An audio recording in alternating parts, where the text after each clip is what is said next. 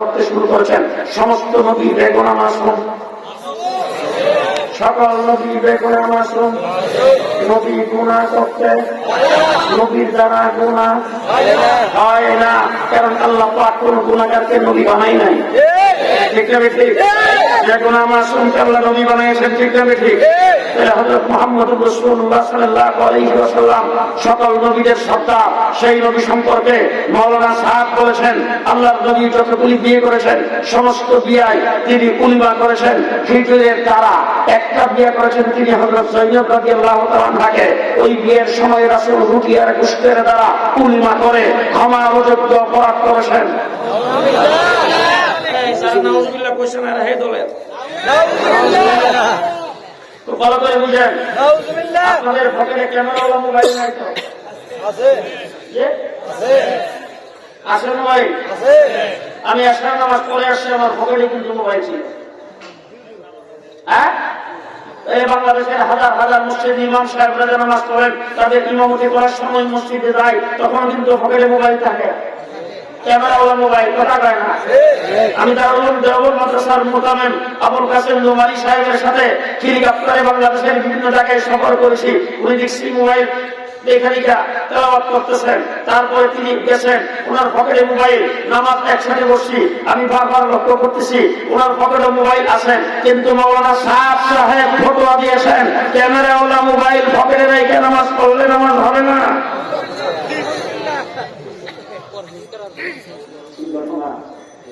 হযরত মুসা আলাইহিস সালাম সম্পর্কে বলেছেন, তিনি তাওরাত কিতাব আনার জন্য দাওয়াত ছাইড়া দিয়া আল্লাহ তাকে সাড়া দিয়েছেন, উনি ক্ষমার অযোগ্য ভুল করেছেন।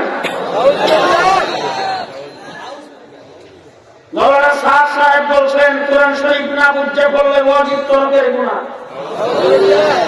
জি, আমাদের বাংলাদেশের প্রধান বৈশিষ্ট্য হলো সকালবেলার মক্তব। কথা বলে না? বাংলাদেশ সর্বপ্রথম এই মক্তব কায়েম করেছেন উলামায়ে দেওবন্দ। ব্রিটিশ আমলে পর্যন্ত মক্তব বিশুদ্ধ জারি রেখেছেন, মুষ্টির চাউল হয়ে মক্তব হয়েছে। সেই মক্তব শিক্ষাকে বাংলাদেশ থেকে উৎখাত করার জন্য তথাকথিত ইসলাম বিরোধী এনজিওরা সর্বপ্রথম মক্তবের উপর আঘাত করেছে কিন্ডার গার্ডেন খুলে। যখন কিন্ডার গার্ডেন খুলে মক্তব পরীক্ষা মক্তব পড়ার থেকে মুসলমানদের সন্তানকে বিরত করার চেষ্টা করেছেন, আলহামদুলিল্লাহ সুন্নাহ আলহামদুলিল্লাহ আমাদের দেশের ওলামায়ে কেরাম নূরানী কিন্ডার গার্ডেন খুলে তাদের বারোটা বাজায় দিয়েছেন। এখন তার একটু সর্বনাশ, কিন্ডার গার্ডেন খুলেও তো হইল না, এখন একটা মৌলবী লেখা লিখতে হলো। মৌলবী ফতোয়া দিয়েছেন কোরআন শরীফ না বুঝে বলে কোনো লাভ নাই। আমি জিজ্ঞেস করতে চাই, এই মাদ্রাসায় নিশ্চয়ই আসে, আমার মাদ্রাসায় তো চাই, অনেক লোকজন বাবা মারা গেছে, মা মারা গেছে, স্ত্রী মারা গেছে, কেউ কারো স্বামী মারা গেছে, তাই সাকা বলে হুজুর আমি 2 খতম কোরআন শরীফ পড়াইতে চাই, হুজুর 1 খতম কোরআন শরীফ পড়াইতে চাই ইসলামের সওয়াব হিসাবে। আইসা মাদ্রাসায় কিছু পয়সা দেওয়ার পরে আমরা কোরআন শরীফ সহজে কোরআন খতম করাইবার জায়গা হইলে হচ্ছে না। কি বলেন হুজুর? যখন আমি পুস্তককে রাখি দেখে বলি, হামিদ সাহেব কিছুদিন আগে আমার মাদ্রাসায় এরকম একজন আসার পরে 2 খতম কোরআন শরীফ পড়াবে, তো ডাক দিলাম, হামিদ সাহেব 2 খতম কোরআন শরীফ পড়ান। আমি সপ্তাহে গুরুত্বপূর্ণ বিরতি হয়ে যাবে, বিরতির পরে মাত্র আধা ঘন্টা সময় লাগবে, 2 খতম কোরআন শরীফ হয়ে যাবে। আধা ঘন্টা সময় দিয়ে হামিদ সাহেব 2 খতম কোরআন শরীফ পড়াইয়া আমার কাছে খবর করেছে, হুজুর দোয়া করে দিব না, আপনি এসে দোয়া করবেন। আমি বললাম দোয়া করবেন। এখন আপনাদের জিজ্ঞেস করতে চাই, একজনের ছাত্রদের দিয়ে যে কোরআন শরীফ খতম করাইলাম সওয়াবের আশায় কিনা? যে ব্যক্তি খতম করাইল তার বাবার ইসলামের সওয়াবের উদ্দেশ্যে কিনা? তার বাবার কবরের মাফ হওয়ার উদ্দেশ্যে কিনা? কিন্তু যাদেরকে দিয়ে খতম করাইলাম তাদের ছেলের ভিতরে যদি 100টা বোম মারি বিসমিল্লাহ অর্থ কি দাঁড়িয়ে তাইলে এই কাজটা যে করলাম, মাওলানা সাহেবকে বললো যে না বুঝে করলেন আপনার। আমি জিজ্ঞেস করতে চাই, হাদিসে পাকে রাসূল সাল্লাল্লাহু আলাইহি ওয়াসাল্লাম বলেছেন 1 অক্ষরে 10 টাকা 10 টাকা। এই রাসূলের ব্যাখ্যা বিশ্লেষণ করতে যায় বলেছেন, উম্মত তোমরা তো মনে করতে পারো আলিফ লাম মিম এই 3টা অক্ষর একসাথে লেখা, একসাথে টান দিয়ে পড়তে হয়, তোমরা মনে করতে পারো 3টা মিলে ওই একটা। রাসূল বলেন না, বল আলিফ হারফুন লাম হারফুন মিম হারফুন, আলিফ 1 হরফ লাম 1 হরফ মিম 1 হরফ, 3টা অক্ষর পড়বা 30টা লেখ পাইবা। এখন ওলামায়ে কেরাম এখানে এসে জিজ্ঞেস করতে চাই, আমার জানা মতে আমি সামান্য যতটুকু তাফসীরের কিতাব পড়েছি, সমস্ত তাফসীরের কিতাবে আলিফ লাম মিম তোয়া সিন মিম হা মিম এই সমস্ত যত অক্ষর আছে সমস্ত অক্ষরের পরে লিখছে আল্লাহু আলাম। ঠিক না? তাইলে এটার অর্থ জানে একমাত্র কে? আল্লাহ। যেটার অর্থ মানুষ জানে না, যেটার অর্থ করার শক্তি নাই, যেটার অর্থ আল্লাহ জানেই নাই, সেটা করলে এক অক্ষরে কয়টা? এটা ডাক্তার ইউনুসে বলছে, কে বলছেন? মুহাম্মদুর রাসূলুল্লাহ সাল্লাল্লাহু আলাইহি ওয়াসাল্লাম বলছেন। আর মাওলানা সাদ বলে না বুঝে বললে অজিব তরফের গুনাহ। ঘটনা কি? কি ঘটনা? 2 নম্বর পরিষ্কার ভাষায় বলতে চাই, আমার বাংলাদেশে তাবলীগ জামাত 2018 সালের 1 ডিসেম্বর টঙ্গীর ময়দানে তারা রক্তপাত ঘটাইছেন, আমার লোকজনকে তারা কুপিয়ে হত্যা করেছেন।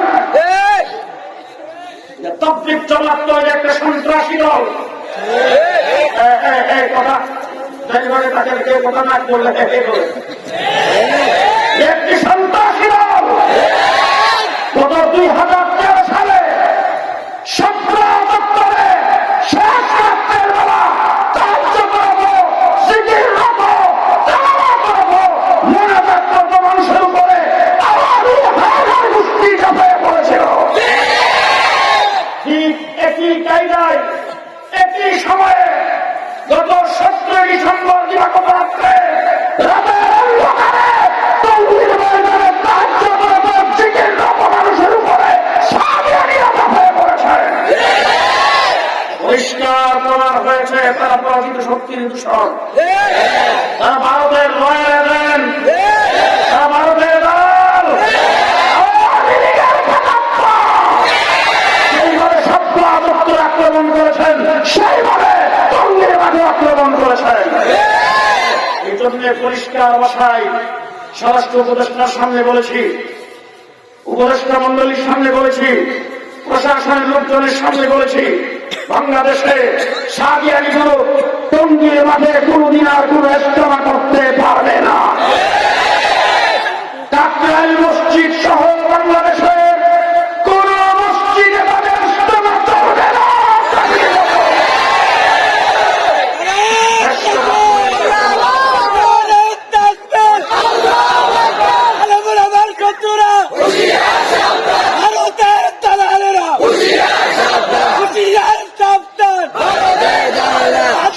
আপনাদের সামনে বলতে চাই, সন্ত্রাসের দায়ে যদি ছাত্রলীগ নিষিদ্ধ হয় তাহলে সাদিয়ানি গ্রুপ বাংলাদেশে নিষিদ্ধ ঘোষিত হইতে হবে।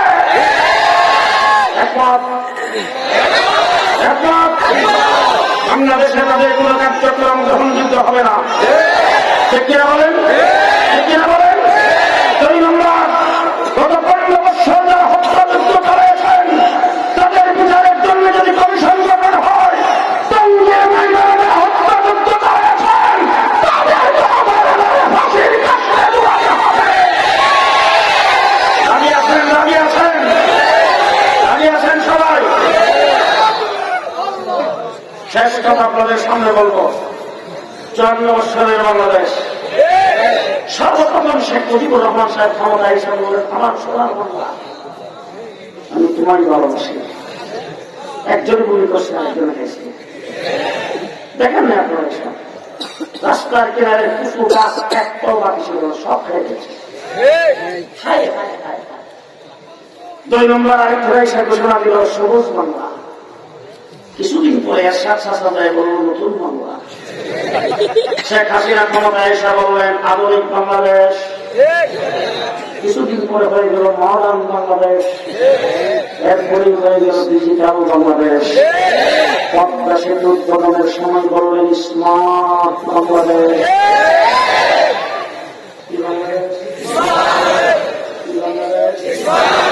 এবার বলতে চাই নতুন বাংলা, সোনার বাংলা, সবুজ বাংলা, মডার্ন বাংলা, আধুনিক বাংলা, ডিজিটাল বাংলা, স্মার্ট বাংলাদেশ। কাঁচামরিচের কেজি 1200 টাকা। সব বাংলা দেখা শেষ। জুলাই আগস্টে ছাত্ররা বৈষম্যের বিরুদ্ধে আন্দোলন করেছেন, আমার কওমি মাদ্রাসার জন্য কোনো কোঠার প্রয়োজন নাই। আমরা কোথাও চাকরি নিতে যাই না।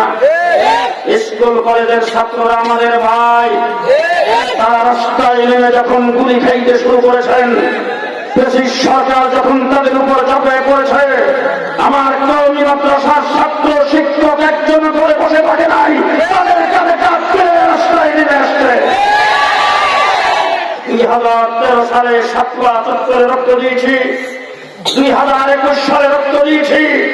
পিলখানে আমার 57 জন আর্মি অফিসারকে হত্যা করেছেন, অনেক মানুষকে গুম করেছেন।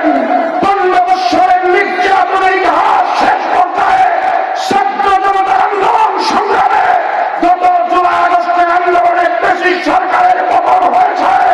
এবারের বাংলাদেশ হবে ইসলামের বাংলাদেশ।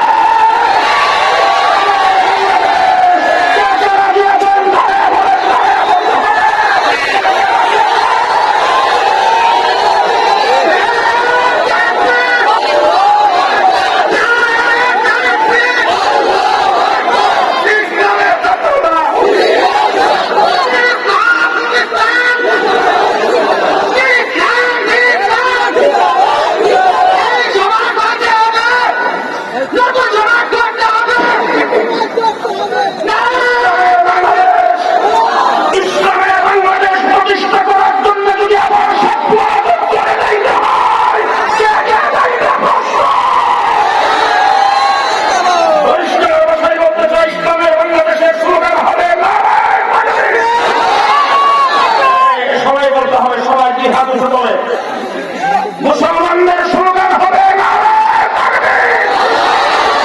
সংগ্রাম নদীতে সেই বাংলার স্লোগান হবে না। সবাই সকল ক্ষমতার উৎসকে আন্দোলন সকলে বলতে হবে। সকল ক্ষমতার উৎস একমাত্র আল্লাহ। সকল ক্ষমতার উৎস জনগণ বলে নিঃসরার বাংলাদেশে হবে না। সামনে বাংলাদেশে নির্বাচন হবে, নির্বাচনে